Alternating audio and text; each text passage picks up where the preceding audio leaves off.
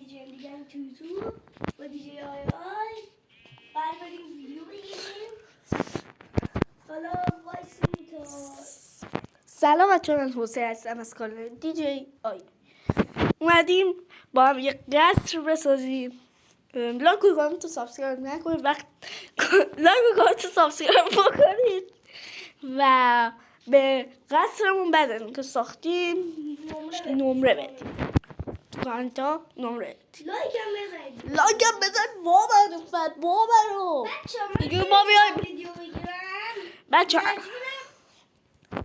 نمیتونم بچه ها ویدیو بگیرم. پس نمیتونم بچه ها ما رو ببینن.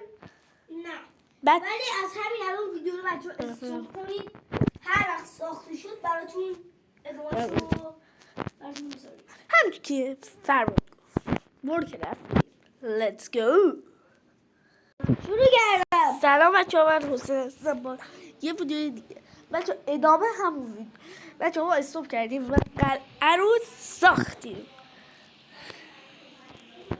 فرمود چون حرف رو زدیم. بچه ها این یه کسایی که غیر قانونی بیان داخل با این کارهای بد باشون میکنه. این دوتا برجک های تیراندازی مونن. اینجا مزرعه پادشاهیه. اینا گارد محافظتی هن. اینجا هم دکوریه.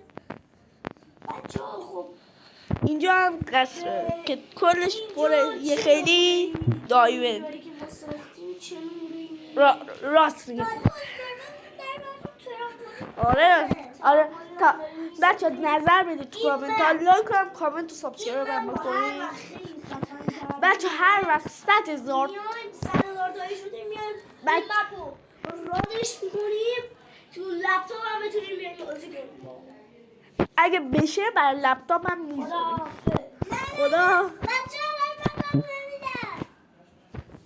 مهربان اینجا کارگر مظلوم.